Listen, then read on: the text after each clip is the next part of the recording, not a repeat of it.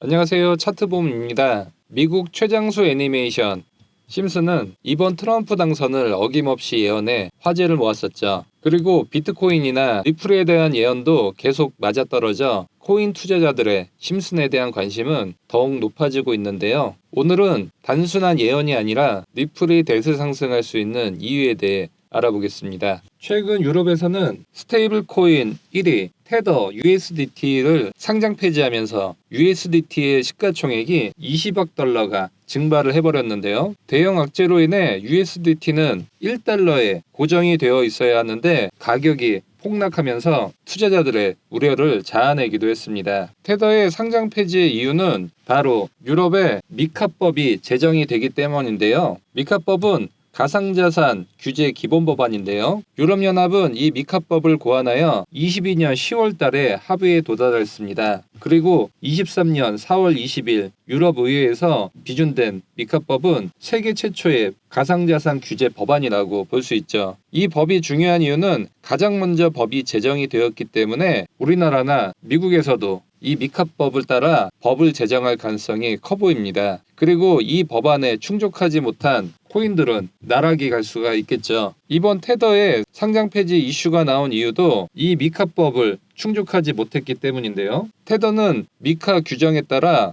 가상자산 라이센스를 받아야 하지만 여기에 대해서 충족하지 못했기 때문에 상장 폐지의 악재를 겪어야만 했습니다. 테더는 시가총액 1392억 8천만 달러를 기록하는 비트코인과 이더리움에 이어 세계에서 세 번째로 큰 암호화폐입니다. 이런 대규모의 코인도 상장 폐지가 될 정도로 미카법은 강력한 영향을 미칠 것이라는 것을 알 수 있죠. 테더의 대형 악재는 또 다른 스테이블 코인들에게는 기회가 될 수 있습니다. 리플사에서 승인받은 RL, USD는 이번 테더의 상장 폐지 이슈로 인해 급부상할 가능성이 커졌는데요. 테더는 그동안 계속 지적을 받아왔던 독립적인 회계감사가 부족한 상황이고 여기에 대한 개선점이 바로 나올 가능성이 적어 보입니다. 일각에서는 테더 재단이 보유한 준비금이 충분하지 않을 수 있다는 우려감도 나오고 있는 상황입니다. 미카법에서는 스테이블 코인 발행사가 발행한 스테이블 코인 금액만큼 준비금을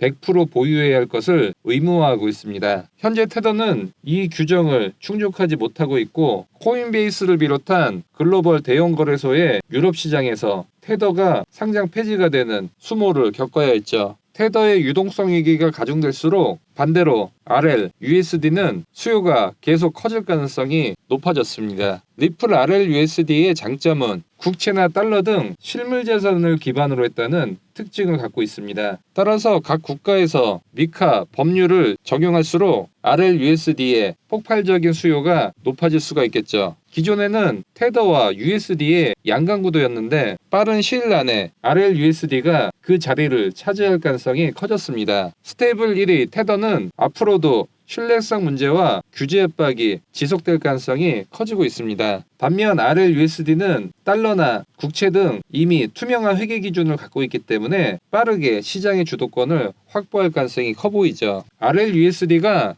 시장을 주도하고 리플 송금 서비스와 결합이 되면서 이용이 폭발적으로 늘고 있습니다. 따라서 앞으로 리플의 레이어 2, 레이어 3 코인 중에서 송금 결제를 지원하는 코인들이 폭등할 가능성이 커지고 있습니다. 이유는 현재 국제 송금 규모가 폭발적으로 늘어나고 있기 때문이죠. 세계 최대 자산운용사 JP모건은 매일 10조 달러 규모의 국제 간 송금 업무를 하고 있습니다. 10조 달러면 1경 원이 넘는 천문학적인 규모고 국제 송금 시 엄청난 전송 수수료를 내고 있습니다. XRP는 이러한 막대한 국제 송금 수수료를 내고 있는 회사나 개인들에게 송금 시간은 낮춰주고 수수료는 다운시켜줄 수 있는 국제 송금 플랫폼을 제공하고 있어 이 플랫폼이 빠르게 성장하고 있다는 것을 주목해야 합니다. 송금효율이 JP모건의 경우 0.1%만 개선이 된다고 해도 매일 100억 달러 규모의 비용을 줄일 수 있는 것이죠. 따라서 JP모건과 같은 금융기관과 리플은 제휴가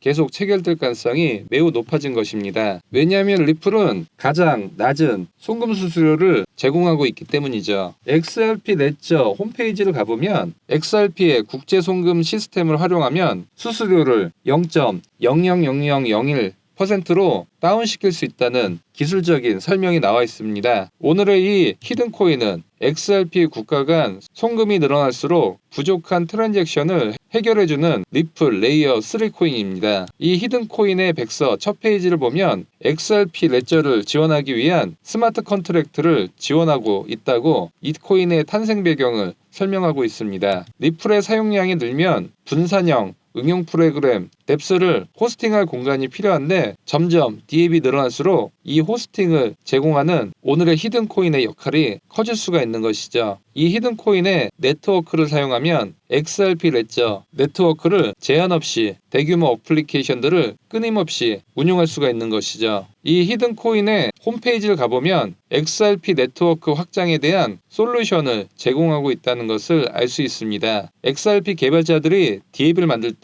이 히든코인을 구매하고 스테이킹을 하면 호스팅 공간을 구매할 수 있게 됩니다. 따라서 리플이 250조 달러 규모의 국제 송금 시장에 단 1%만 시장을 잠식한다고 하더라도 이 히든코인을 매수해서 스테이킹을 하려는 개발팀이 늘어날 수 있기 때문에 앞으로 수천 배 이상의 폭등도 기대해 볼 수 있을 것 같습니다. 그리고 이 히든코인은 아직 널리 알려져 있지 않기 때문에 시가총액이 300억밖에 하지 않습니다. 따라서 절대적인 저평가 영역이라고 볼 수 있죠. 현재 리플의 시총이 200조 원을 넘는데 이 히든코인의 시총은 리플의 1만 분의 1도 하지 않습니다. 그리고 현재가도 397원밖에 하지 않습니다. 따라서 XRP의 사용량이 늘면 이 히든코인의 상승세가 리플의 상승세보다 훨씬 더 높을 가능성이 크죠. 더 놀라운 것은 이 히든코인의 총 공급량이 7,200만 개밖에 되지 않는다는 겁니다. 보통 코인들의 발행량을 보면 수백억 개는 기본적으로 발행을 하는데 이 코인은 1억 개도 하지 않죠. 따라서 XRP의 사용량이 늘고 호스팅할 공간이 필요할수록 이 히든코인을 매수해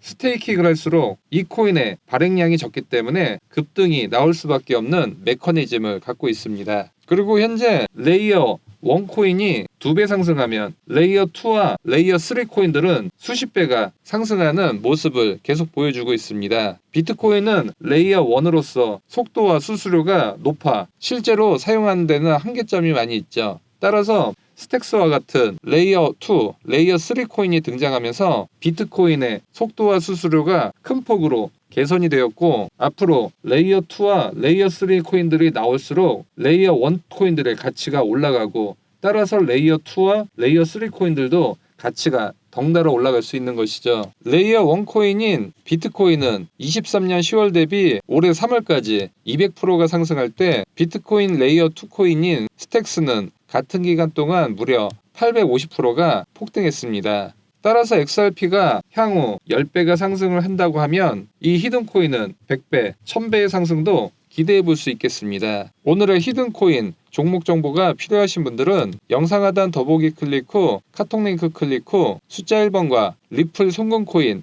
메시지 남겨주시면 리플의 국제송금 관련된 송금코인 안내드리도록 하겠습니다. 영상이 도움되셨다면 좋아요와 구독하기 부탁드립니다. 감사합니다.